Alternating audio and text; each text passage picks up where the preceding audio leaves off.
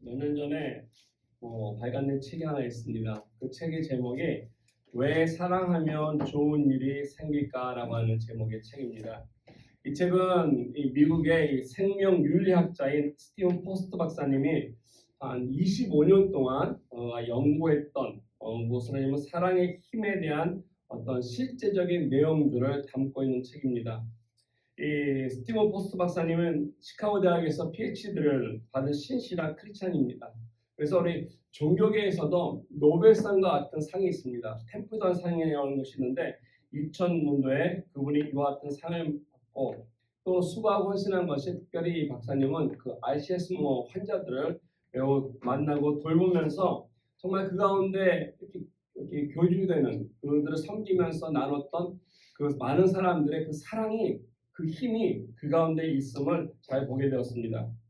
인생을 살아가면서 많은 것을 잃는다 할지라도 잃어버린다 할지라도 우리 마음속에 우리 삶 속에 사랑이라는 것이 남아있다면 그것은 바로 우리 존재가 가치 있는 그런 보람된 인생을 살아갔다고 그런 깨닫고 이렇게 결론을 내렸습니다.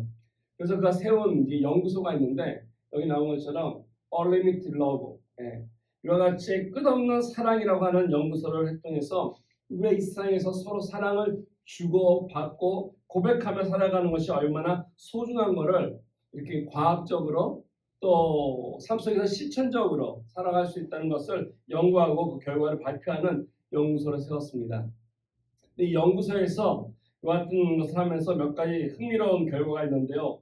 주로 이런 것이죠. 우리가 주는 행위는 사춘기 시절에 사랑을 주는 행위는 사춘기 시절에 우울증과 또 자살 충동을 멈춘다라고 하는 결과가 있다고 합니다. 또 누군가를 돕는 행위는 지속적으로 하는 운동보다 우리의 사망률을 낮춘다라고 합니다. 우리가 누군가를 도우면 일상의 스트레스가 줄어든다고 하고요. 사랑을 실천하면 자신에게 관대해진다라고 합니다.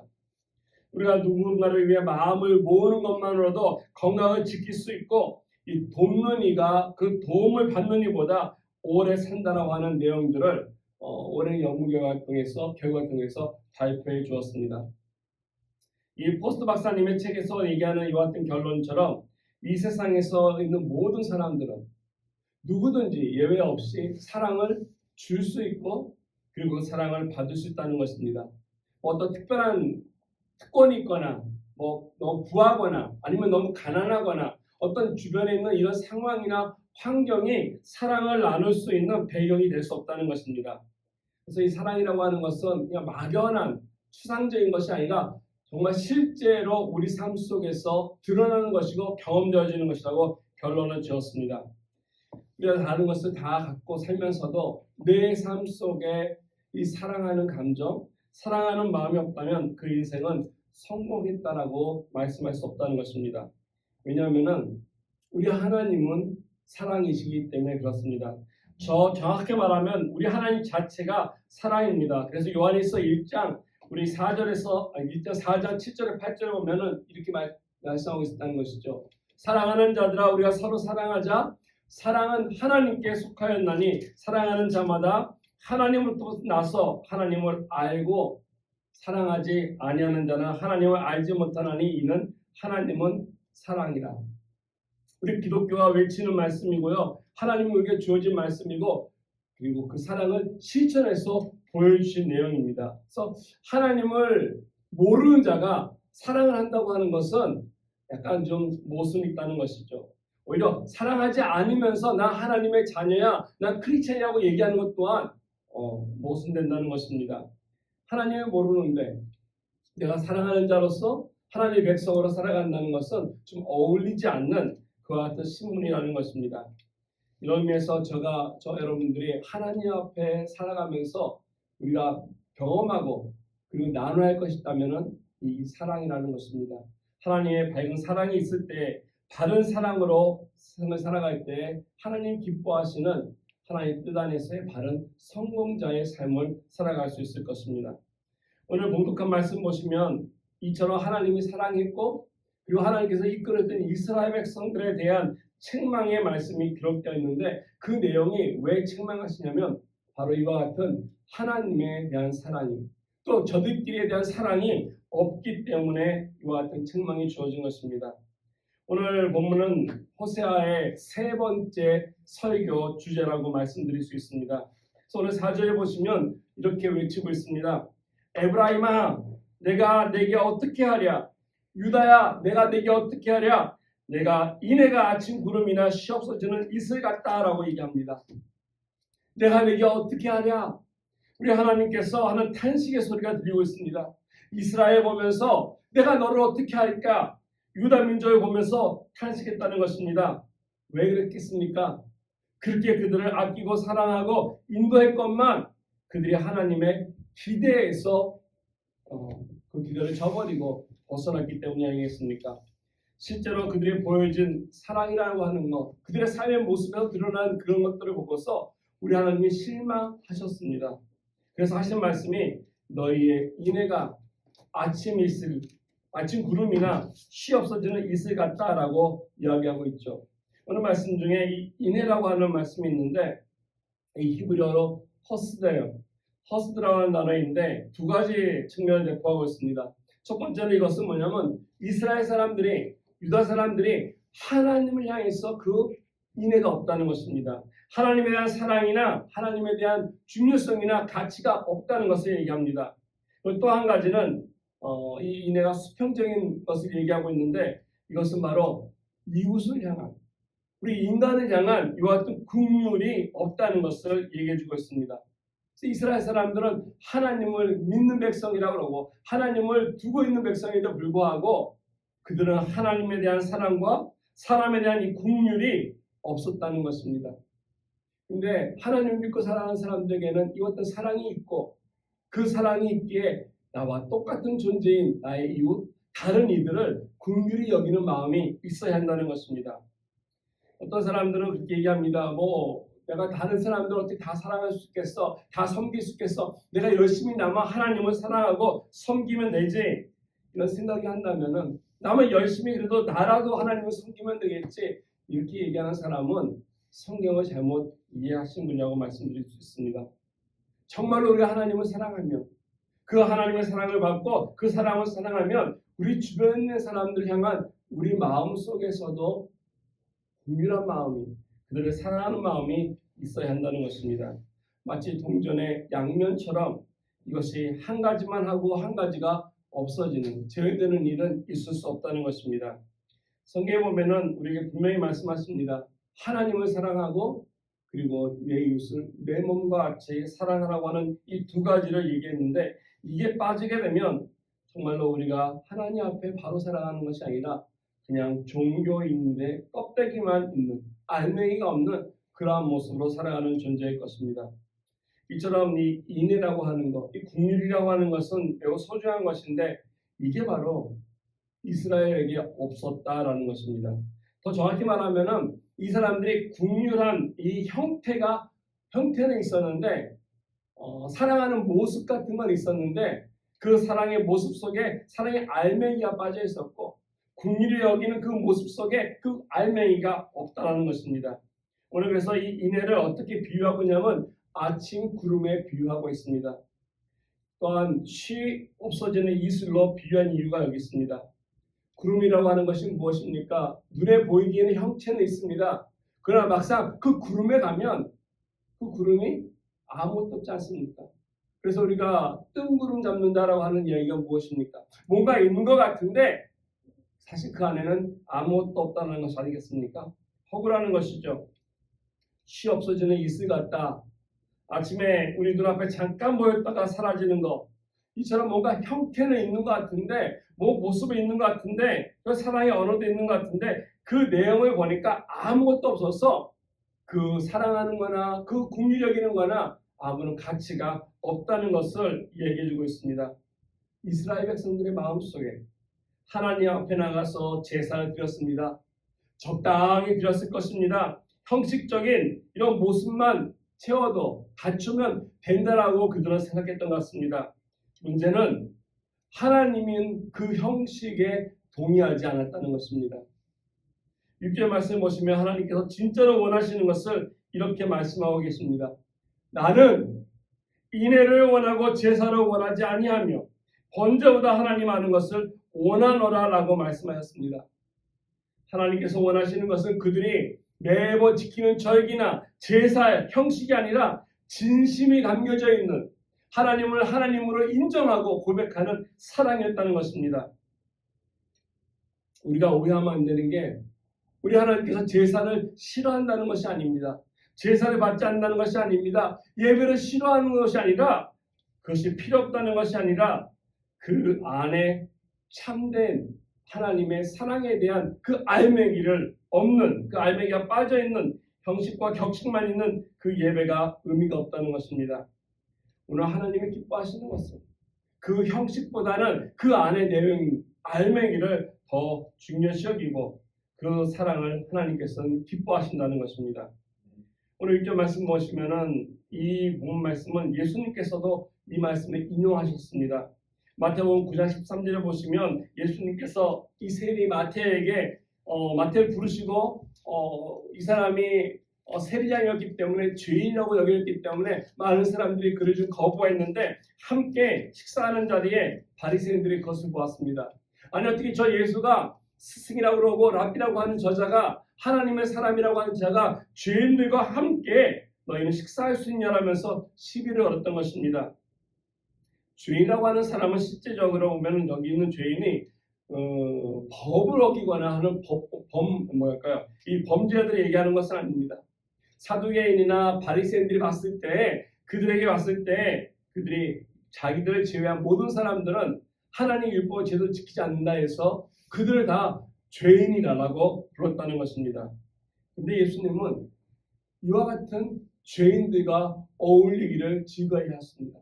그 죄인들을 기피하지 않았습니다. 오히려 그들과 함께 식사하며 함께 삶을 나눴습니다. 그래서 오늘 본 말씀을 인용하면서 예수님께서 하신 말씀이 이것입니다. 내가 긍휼을 원하고 제사를 원하지 아니하노라 하신 뜻이 무엇인지 배우라. 나는 의인을 불러온 것이 아니요 죄인을 불러왔노라라고 말씀하셨던 것입니다.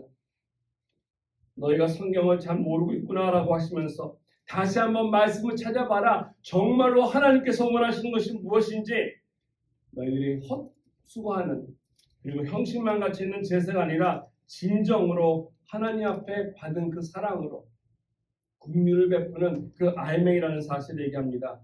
마태복음 10장 7절에 동일하게 인용하셨습니다. 어느 안식일을 지나면서 안식일 날에 밭을 지나다가 보니까 밀밭 사이로 지나가다가 이 제 아들이 배가 고팠습니다. 그래서 그 이삭을 잘라서 먹은 것을 보고 바리새인들은 얘기하죠. 왜 안식일 날 이와 같이 죄를 범하느냐 했을 때 예수님 같은 말씀을 하십니다. 나는 자비를 원하고 제사를 원치 않는다. 안식이라고 하는 제도에 관심이 많았지만 정작 더 중요한 것은 배고픔과 필요에 관심이 없다는 것을 그들이 무관심했던 것을 잃어버리고 있다는 것을 지적해 주신 말씀입니다.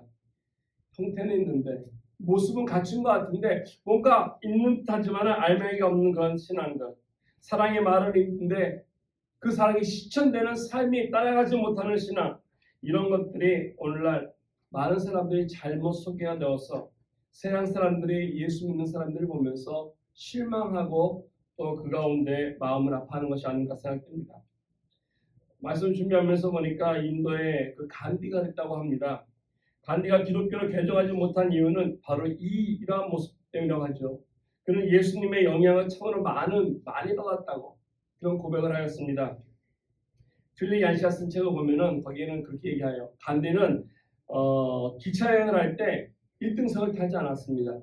탈 수도 있었음에도 불구하고 그 1등석이 아니라 그 가장 가난하고 그리고 농부들이 타는 가축들과 함께 이 동물들이 같이 있는 마지막 칸인 제3등 칸 좌석을 타고 다녔다고 합니다.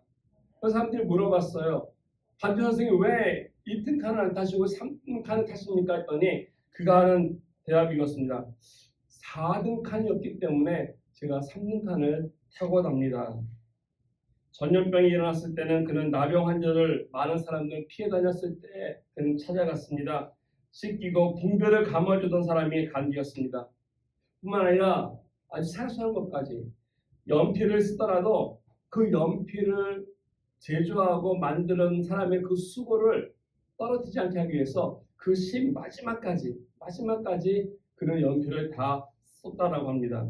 그래서 그렇게 생각하고 살아가는 삶의 모습을 어디에서 배웠느냐, 누구에게 배웠느냐 하면은 그는 그렇게 얘기했다고 합니다. 주저하지 않고 나는 예수님에게 배웠습니다라고 대답했습니다. 그럼에도 불구하고 그가 한 번도 크리스천이 되지 않았던 이유는 그것은 바로 그리스도인들의 삶 속에서 크리스천들 속에서 예수 그리스도를 본 적이 없기 때문이다라고 하는 답변을 내어놨습니다. 우리가 오늘날 크리스천이라고 이름을 갖고 있는데 우리가 믿는 그 하나님을 향해서 드려지는 우리들의 예배 형식이 각 형식만 있고 알맹이가 빠지지 않았습니까? 하나님을 기쁘게 하지 못할 뿐 아니라 이와 같이 알맹이가 빠진 그 삶은 능력도 없고 하나님 앞에 영광 또한 돌릴 수 없을 것입니다. 어떻게 해야만이 우리 삶 속에서 하나님의 귀한 능력과 이 복음의 영광을 회복하면서 하나님 앞에 껍데기가 아니라 형식만이 아니라 참된 사랑으로 살아가며 나아갈 수 있겠습니까? 오늘 본문을 보면은 이스라엘을 정말로 사랑했던 하나님의 사랑이 있는데 그 사랑을 버렸습니다. 다시 하나님 앞에 돌아가기 위해서 그들이 무엇을 할 것인지 몇 단계가 있는데 그 단계를 함께 보기 원합니다. 그 첫 번째 단계는 이렇습니다. 언약을 회복에 필요하다는 것입니다. 언약을 하나님 앞에 다시 한번 붙들고 그 언약이 무엇인지를 깨닫고 나아가는 삶이 필요하다는 것입니다.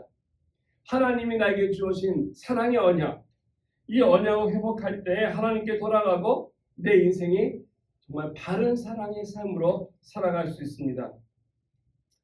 언약은 약속이라고 합니다. 다른 말로 하면. 근데 이 약속이 어떤 약속이냐면 사랑의 관계를 결정하는 약속을 우리 성경에서는 얘기하고 있습니다. 그렇기 때문에 하나님은 이스라엘 백성을 향해서 너희 나의 백성이다, 나의 자녀다라고도 얘기하지만 이 언약을 통해서 이스라엘 백성들에게서 뭘 얘기하면 너희들은 나의 아내다라고 하나님께서 말씀하신다는 것이죠. 백성이고 또 자녀일 수 있으나 더 끈끈한 사랑, 친밀한 사랑의 관계, 그 언약의 관계가 부부관계이기 때문에 우리 하나님은 너희는 나의 아내다라는 것입니다. 이와 같은 사랑을 할 때, 이와 같은 사랑의 언약이 체결될 때 이 사랑의 베이스가 무엇이겠습니까? 그 안에 있는 것은 그 부부가 두 사람의 마음이 한파해서 한 모습으로 살아갈 때 베이스되는 그 사랑은 무조건적인 사랑이라는 것입니다. 어떤 조건이 필요 없습니다. 그래서 오늘 7절 말씀 보시면 이렇습니다. 그들은 아담처럼 언약을 어겼다. 거기서 나를 반역했느니라. 하나님과 사랑을 했습니다. 언약했습니다. 약속했습니다. 하나님께서 그들의 무조건적인 사랑으로서 하기로 했는데 문제는 그들이 그것을 버리고 파기했다는 것입니다. 여기서 말하는 그들이 이스라엘 백성들이 아니겠습니까? 아담이 언약을 어겼다는 뜻이 무엇이겠습니까? 바로 하나님이 주신 말씀을 그들이 어겼다는 것 아니겠습니까? 이와 같은 언약을 할 때, 약속을 체결할 때 우리 계약을 한다고 하는데요. 이 계약 같은 것은 조건이 따릅니다. 조건에 따라서 이런 조건적인 어떤 관계 속에서도 사랑을 할 수 있겠지만 우리 하나님께서 우리에게 향하신 그 사랑은 조건이 아니라 무조건적인 약속이라는 것입니다. 오늘 말씀 보니까 아담이 언약을 깨뜨리고 범죄한 것처럼 이스라엘도 똑같이 하나님의 언약을 깨뜨려 버렸다는 것입니다. 나를 반역했다. 그러면서 그 장소를 얘기하는 베델이다라고 얘기하고 있습니다.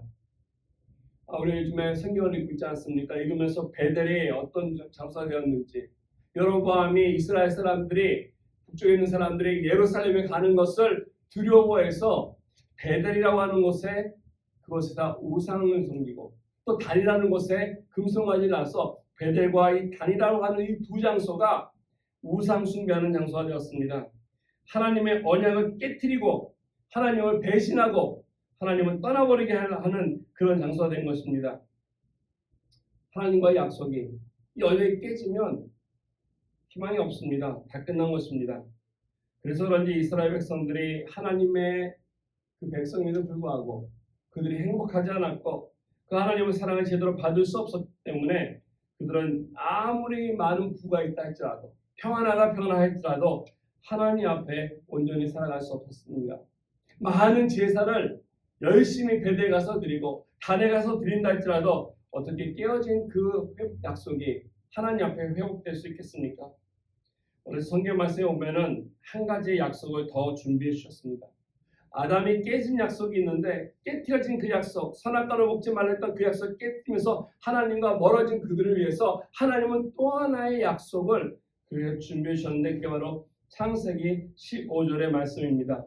흥미로운 것은 아담이 언약을 파기한 그 자리에서 하나님은 이와 같이 새로운 약속을 주었습니다. 내가 너로 말미암아 여자의 원수가 되고 또 후손도 여자의 후손과 원수가 되게 하리니 여자의 후손은 내 머리를 상하게 할 것이요 너는 그의 발꿈치를 상하게 할 것이다 라고 했습니다. 여기서 말하는 너라는 것은 우리가 다 알다시피 뱀을 이야기하고 있습니다. 마귀이죠. 그래서 여자의 후손들이 그 결과적으로 그의 사탄의 머리를 상하게 하고 발꿈치를 상하게 할 것이다. 이것이 바로 오늘날 우리가 많은 사람들이 기념하고 있는 십자가의 사건이라는 것입니다. 사실 이 창세기 3장 15절 말씀이 성경 전체를 풀어나갈 수 있는 귀한 구절이라고 말씀드려도 과언이 아닐 것입니다. 3장 15절 말씀, 이 창세기 3장 15절 말씀 속에 있는 이 언약을 주시고 지키시기 위해서 우리 하나님은 수많은 시간을 기다렸습니다. 그 여자의 후손으로서 예수 그리스도가 바로 이 언약의 핵심이라는 것입니다. 십자가를 통해서 이 하신 약속의 말씀을 우리 하나님께서는 다시 한번 회복시켰다는 것입니다. 여기 하나님의 계획이 있습니다. 범죄한 우리를 위해서 예수 그리스도 이 땅에 보내시고 그리고 다시 우리를 하나님의 백성으로 하나님의 자녀로 하나님의 아내로 회복시킬 수 있는 기회를 주셨다는 것입니다. 이게 바로 새 언약의 내용입니다. 우리가 이 언약을 지키고 기억하고 돌아간다면 이 언약을 통해서 우리에게 주어지는 새로운 생명과 삶이 있습니다. 근데 이 언약의 사랑은 무조건적이라는 것입니다. 내가 죄를 졌음에도 불구하고 부족하고 부끄러움에도 불구하고 실패했음에도 불구하고 우리를 심판하고 저주하고 버리기 위한 것이 아니라 회복시키기 위해서 주신 약속이기 때문에 이 언약이 매우 소중하다는 것입니다. 조건이 없습니다. 이 언약은 피를 통해서 하나님의 귀한 사랑이 우리에게 부어진 사랑입니다. 그래서 사도 요한일서 4장 11절에 이렇게 권면합니다. 사랑하는 자들아 하나님이 이같이 우리를 사랑하셨은즉 우리도 서로 사랑하는 것이 마땅하다. 이같이 사랑하셨는데 그 이같이 사랑이 예수 그리스도 하나님의 독생자를 주실 정도의 사랑을 이야기하고 있습니다.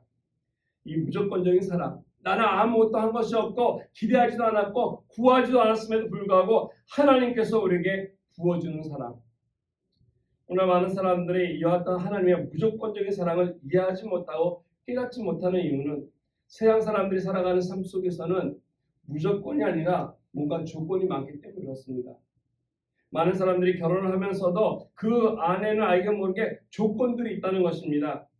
그러다 보니까 이 조건이 맞으면 되고 조건이 맞지 않으면 그 계약이 무너지는 그런 삶을 살아갑니다.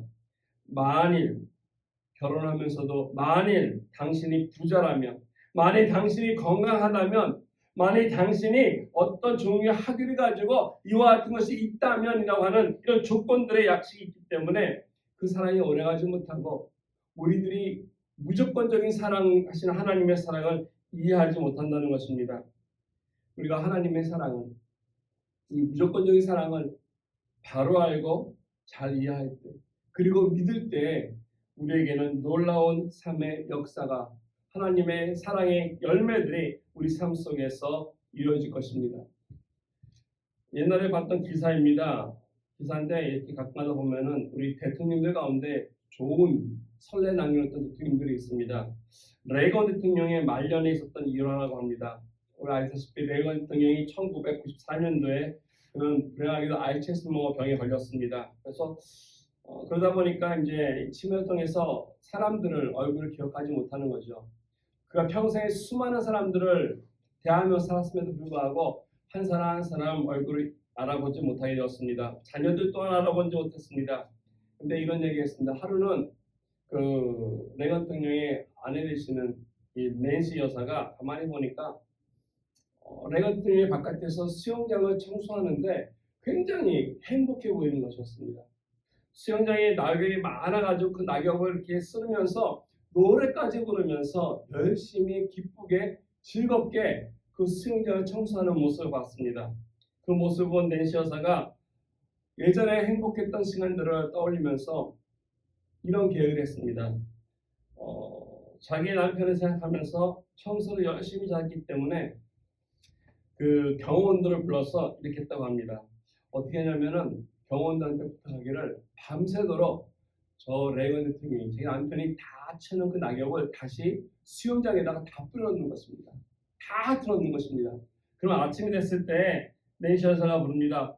여보 부르면서 지금 수영장에 낙엽이 많네요. 저거 청소해 주시겠어요? 그러면 오케이. 그러면 나와가지고 열심히 또 그날 행복하게 콧노래를 부르면서 열심히 쌓인 낙엽을 쳤다고 합니다. 거의 다 쳐놓으면 또 밤새 또 갖다 뿌리고 또 갖다 뿌리고. 왜 그렇게 했습니까? 얼마나 행복했던 순간들을 오래 지내고 싶었다는 것이죠. 기억이 좀 돌아왔을 때 뭔가 좀 생각했을 때 이 레건 등의 이러한 얘기를 했다고 합니다. 내가 살아있어서 당신이 불행해지는 것을 보니까 너무 마음이 아프다. 내가 기억을 못하는데 내가 살아있어서 당신이 너무 힘들어지고 불행해지는 게 마음이 아프다라고 하는 말을 했을 때 낸시 여사가 이렇게 얘기했다고 합니다. 당신 없는 행복보다 당신이 있는 불행이 나에겐 더욱 소중합니다.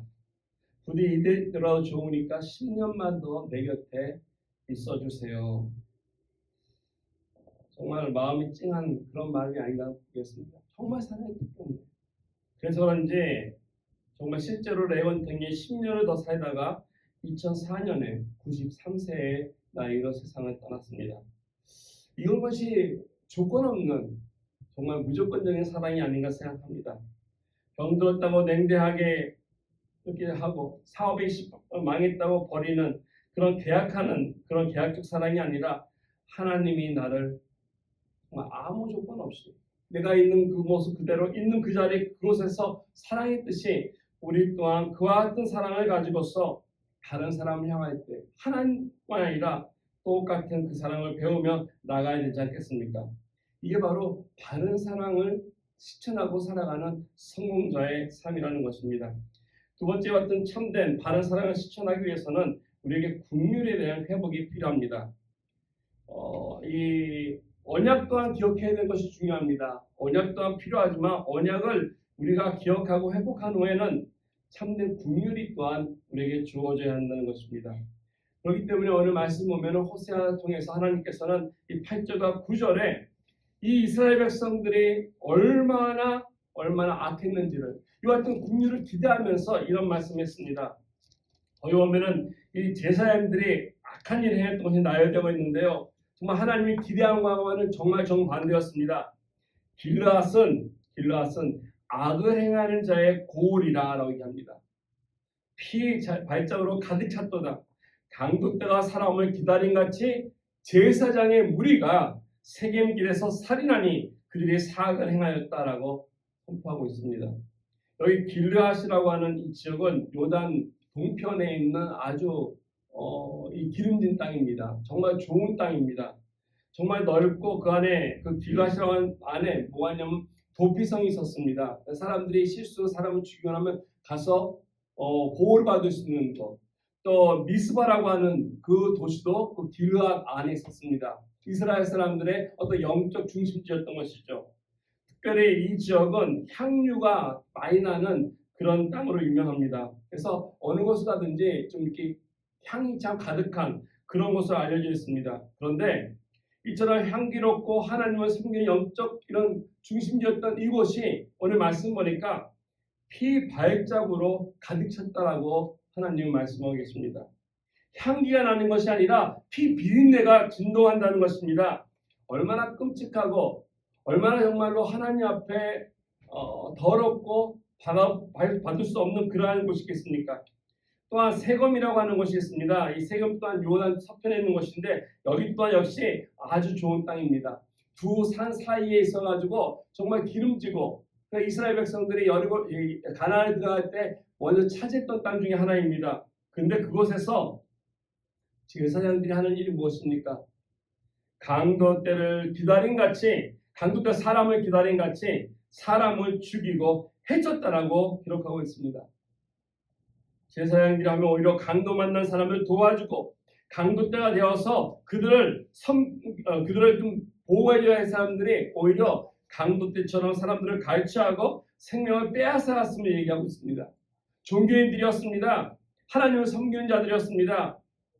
오늘날 이 세상 살아가면서 많은 기구들이 있고 기관들이 있는데 참된 하나님 앞에 바로 서지 못하는 기관들 가운데 물론 세상에 많은 그런 걸 떠나서 종교단체 가운데서 종교기관이 타락한다면은 정말로 이 세상의 어떤 기관들보다 그 모습은 더욱더 불행하고 정말로 심각한 문제들이 생기지 않을까 생각이 듭니다. 오늘 호세아가 보여주고 있는 이스라엘 형태가 이렇습니다.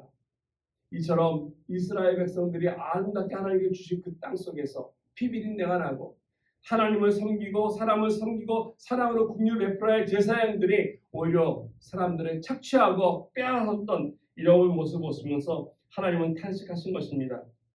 많은 사람들이 사랑을 갖고 나눌 수 있는데 그것을 거부했다는 것이죠. 이 국률이라고 하는 것이 무엇이겠습니까? 국률은 하나님이 주신 마음인데 우리를 향해서 주신 마음입니다. 내가 나를 생각하는 것이 아니라 나의 입장에 있는 것이 아니라 상대방의 입장을 생각하는 것을 우리는 국률이다라고 부릅니다. 나의 이익이나 나의 평안을 구하는 것이 아니라 어려움 속에 있는 다른 사람의 아픔과 고통을 우리가 보고 함께 공감하고 느끼는 것, 그래서 돌보는 것이 국률입니다. 이러한 국률이 참된 의미의 국률이 내 심령 속에 넘칠 때 우리는 우리 주변의 관계들이 하나님 앞에 바로 서게 될 것입니다. 우리의 가정도 우리의 사회도 이와 같이 회복되는 모습이 있다는 것입니다. 국률에 대해서 가장 좋은 이야기는 그리고 좋은 예는 우리 예수님께서 말씀하신 사마리아인의 비유를 통해서 우리가 잘 알 수 있습니다. 한 율법사가 나타나서 자기가 얼마나 율법을 잘 지키는지 얼마나 의로운지 예수님께 자기의 의를 보이기 위해서 했던 질문으로 시작하는 누가복음에 나와 있는 비유입니다. 그것을 다 듣고 나서 예수님 묻지 않습니까? 누가 나의 이웃입니까? 라고 율법사가 물었을 때 우리가 알고 있는 서만 사마리아 비유를 예수님 말씀해 주셨죠. 예루살렘에서 여리고로 내려가는 그 가운데 강도 만난 사람을 얘기하면서 그것을 지나가던 제사장들 또 지나갔던 레위인들 그들은 그 강도의 아픔과 필요와 그리고 고통을 그들은 아무 상관없이 무관심한 가운데 그들을 기피해 내왔다는 것입니다. 여러 가지 이유가 있었겠지만은 같이 살아가는 삶 속에 필요가 있고 아픔이 있는 사람들을 외면했다는 것이죠. 근데 마지막 세 번째 등장하는 인물이었던 사마리아 사람들은 어떻습니까? 그 사마리아인은 가서 거기 말씀에 보면 그를 보고 보았다는 말씀이 있습니다. 그냥 보고만 간 것이 아니라 보았을 때 불쌍히 여겼다라고 성경은 기록하고 있습니다. 이게 국률입니다.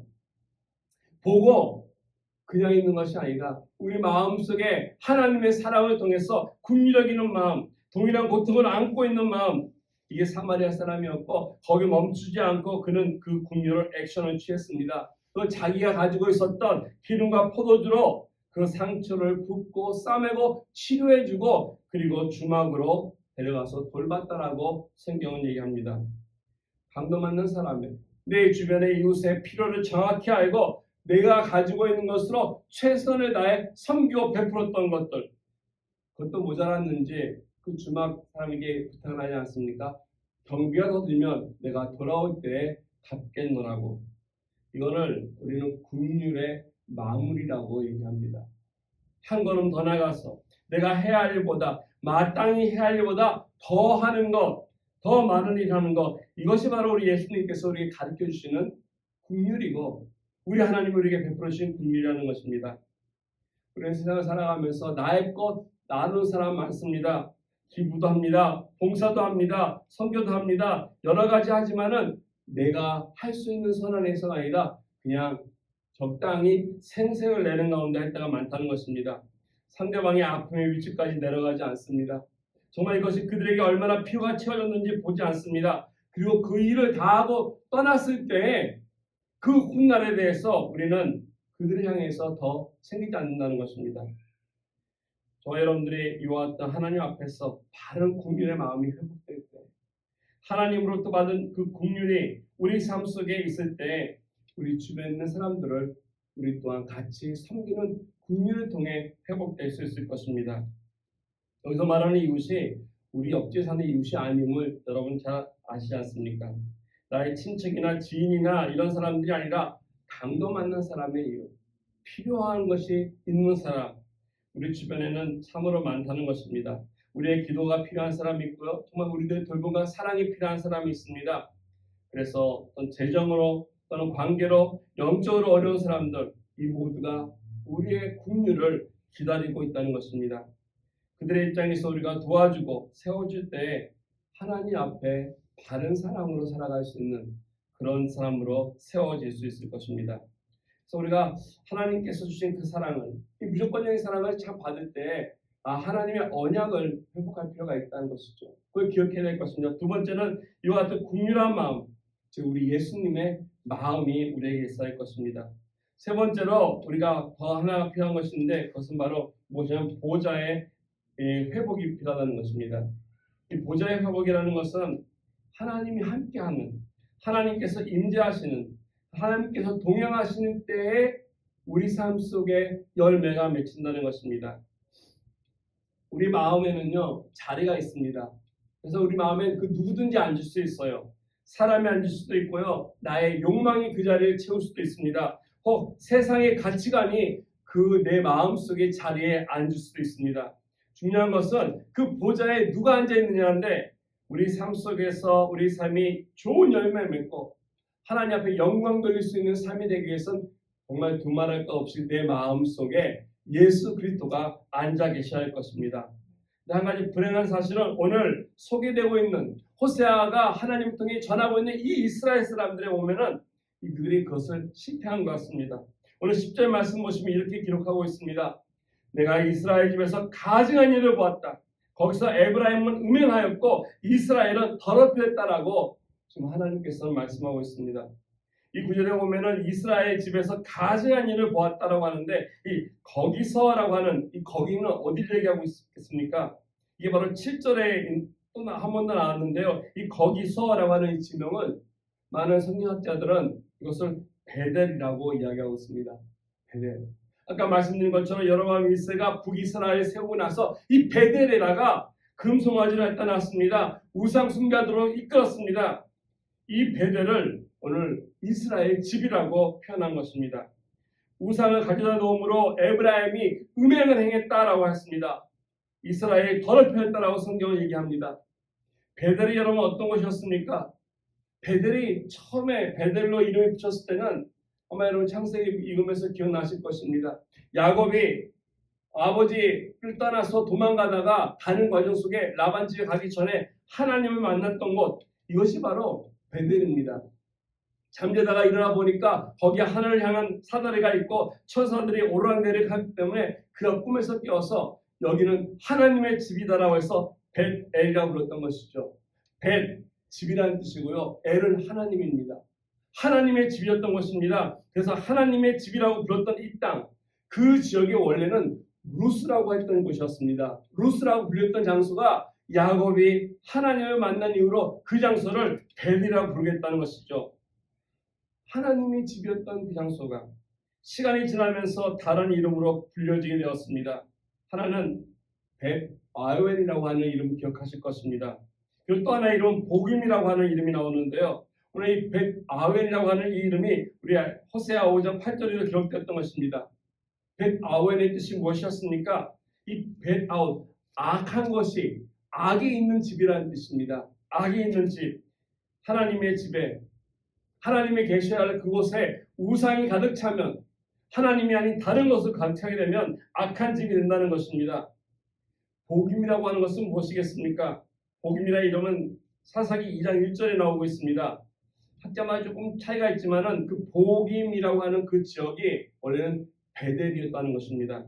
그래서 히브리어 성경은 복임으로 썼는데 그 히브리어 성경을 헬라어로 번역한 70년에 보면은 베델로 나와 있습니다. 그래서 이 구약 성경에 나와 있는 이 복임은 베델과 같은 지명이라는 것을 알 수 있습니다. 근데 복임은 무슨 뜻이냐면 운다, 울음의 장소입니다. 통고의 장소입니다. 하나님이 임재하고 계시고 하나님이 그 자리에 계신다면 어떻게 울음이 있고 통곡이 있을 수 있겠습니까? 하나님이 인도하시는 것은 기쁨이 있고 그것은 하나님 앞에 회복됨이 있어야 되는데 오늘 이스라엘 백성들이 언약을 깨뜨리고 하나님을 배신하고 하나님의 앞에 바로 살아가지 못했기 때문에 우상을 숭배하는 가운데 진노하셨기 때문에 외치는 말씀 아니겠습니까? 장차 이방인들이 너희들의 가시가 되고 이방신들이 너희의 올무가 되리라 말씀하시면서 이스라엘 자손들이 통곡하여 울었기 때문에 그곳 이름을 복임이라 했다라고 사사기에 나오고 있습니다. 저는 여기서 매우 중요한 영적 교훈 담겨져 있다고 생각합니다. 똑같은 장소예요. 베델이나 복임이나. 그런데 그곳에 누구를 모시냐에 따라서 베델이 될 수가 있고요. 복임이 될 수 있다는 것입니다. 우리들의 삶이, 우리들의 가정이 베델을 통해서 하나님의 영광이 임재하고 하나님께서 동행하는 삶이 될 수가 있지만은 또한 우리가 나의 삶 속에 예수 그리스도를 하나님을 제외시킨다면은 아픔이 있고 통곡이 있고 그리고 악이 있는 복임이 될 수 있다고 하는 사실입니다. 우리가 오늘날 하나님 앞에서 예배드리고 또 삶을 살아가고 있지만 내 삶 속에 그 중심에 무엇이냐에 따라서 내가 누구를 모시고 믿고 따르냐에 따라서 우리의 삶이 이처럼 달라질 수 있다는 것입니다. 내 마음 중심에 하나님을 모셔서 베델이 될 때 우리의 예배의 회복이 있고 우리 삶 속에 기쁨이 있고 그리고 하나님 앞에 바른 인생으로 살아갈 수 있다는 것입니다. 사랑의 열매라는 것 우리 힘으로 혼자 바로 맺을 수는 없을 것입니다. 우리 악한 우리들이 아무리 열심히 노력한다는 들 어떻게 그 하나님의 사랑을 다 나눌 수 있겠습니까? 중요한 것은 내 마음 심령 속에 하나님으로 가득 차게 되면 하나님이 그 자리에 앉아 계시면 우리의 삶 속에 바른 사랑을 통해 이와 같이 귀한 열매들을 맺어나갈 것입니다. 예전에 코비드 때 들었던 소식 중에 하나 있었습니다. 우리 코비드 때 좀 그렇지 않습니까? 병원에 누가 코비드 때문에 이렇게 입원했어도 방문하지 못했던 만나볼 수 없었던 시기였지 않습니까? 2020년도에 이런 기사가 한번 나왔습니다. 그때 코비드 한참 있을 때 미국 US 투데이지에 올라왔던 건데요. 사우스 캘리포니아에 보면은 그린빌 메모리얼 호스피탈에서 있었던 일입니다. 한 간호사의 스토리인데요. 그 병원에 80대 할머니 한 분이 코로나로 이제 입원하였습니다. 입원했는데 이제 안타깝게도 며칠 지나지 않아서 그 할머니가 숨을 거두게 되었습니다. 사망하셨는데 코로나기 때문에 식구들도 못 왔습니다. 아무도 못 왔습니다. 갈 수가 없었습니다.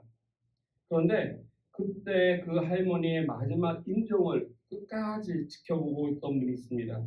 모든 사람이 오지 못하고 그냥 다 떠났을 때 그 80대 할머니를 이 간호사가 바깥에서 아니라 옆에서 끝까지 병실을 떠나지 않고 손을 꽉 잡아줬던 스토리인데 나중에 간호사한테 물었다고 하죠.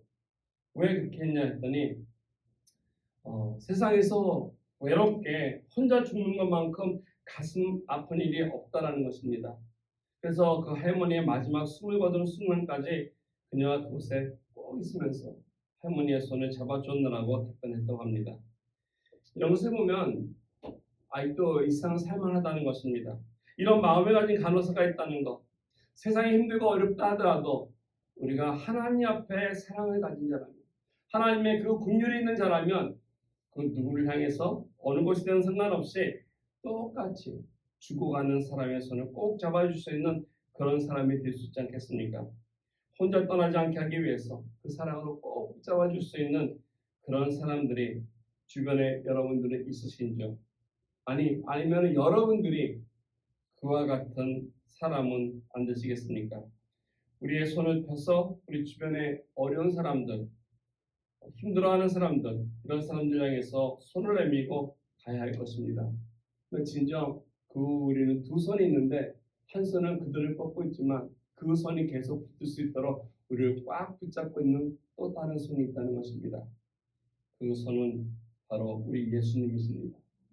우리 예수님께서 우리를 더욱더 지켜주시고 떠나지 아니하시고 그리고 마지막까지 우리와 동행하실 유일한 하나님의 아들이시고 또 하나님이신 주님이라는 것이죠.